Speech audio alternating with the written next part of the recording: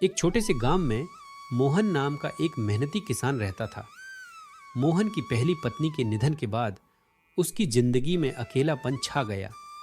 मोहन की एक छोटी बेटी थी जिसका नाम सुमन था। सुमन अपनी माँ को बहुत याद करती थी और वह अपनी माँ की यादों में अक्सर खोई रहती थी। कुछ समय बाद मोहन ने गांव की ही राधा से विवाह किया। राधा एक सरल और दयालु महिला थी। उसने सुमन को अपनी बेटी की तरह अपनाने का निर्णय लिया, लेकिन सुमन के दिल में अपनी माँ के प्रति प्रेम इतना गहरा था कि वह राधा को कभी स्वीकार नहीं कर पाई। राधा ने सुमन का ख्याल रखने की पूरी कोशिश की, लेकिन गांव वालों के ताने और समाज की बुरी नजरें उसे परेशान करती थीं। सुमन, जो पहले ही अपनी माँ के जाने से दुखी थी, इन बातों पर ध्यान देने लगी और राधा से दूर होती चली गई। वह सोचती, क्या मेरी सौतेली माँ सच में मुझे प्यार करती है?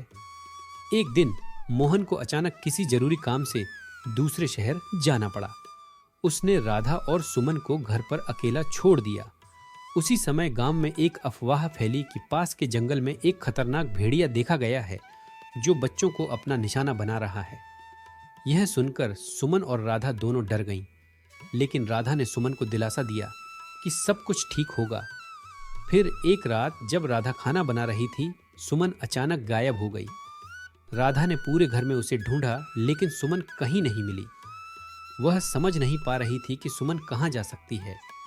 तभी उसे याद आया कि सुमन अक्सर अपनी माँ की याद में पास के जंगल में जाया करती थी, जहाँ उसकी माँ का पसंदीदा पेड़ था। राधा ने बिना वक्त गंवाए जंगल की ओर दौड़ लगा दी।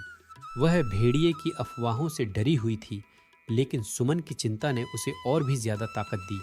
जंगल में अंधेरा और सन्नाटा था। अचानक उसने देखा कि कुछ दूरी पर सुमन खड़ी है और उसके पास ही एक भेड़िया धीरे धीरे उसकी ओर बढ़ रहा है।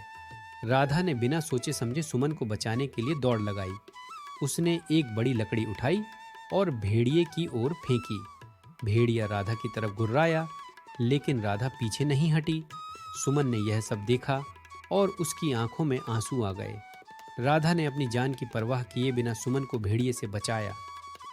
इस घटना के बाद सुमन ने राधा को मां के रूप में पूरी तरह से स्वीकार कर लिया। उसने महसूस किया कि राधा का प्यार सच्चा था और वह उसकी देखभाल दिल से कर रही थी। सुमन ने पहली बार राधा को मां कहकर पुकारा। राधा की आंखों में आंसू आ गए, लेकिन यह आंसू खुशी के थे। मोहन जब वापस लौटा तो उसने देखा कि सुमन और राधा के बीच की सारी दूरियां मिट चुकी थीं। सुमन अब राधा को अपनी सगी माँ से भी ज्यादा प्यार करने लगी थी। गांव के लोग भी इस बदलाव को देखकर हैरान थे और उन्हें समझ आया कि रिश्तों की मजबूती खून से नहीं बल्कि दिल से होती है। अगर अभी तक आपने हमारा चैनल सब्सक्राइब नहीं किया है तो प्लीज लाइक और सब्सक्राइब कर लीजिए और बेल आइकन को दबा लीजिए, जिससे कि आपको नए नए वीडियो का नोटिफिकेशन मिलता रहे।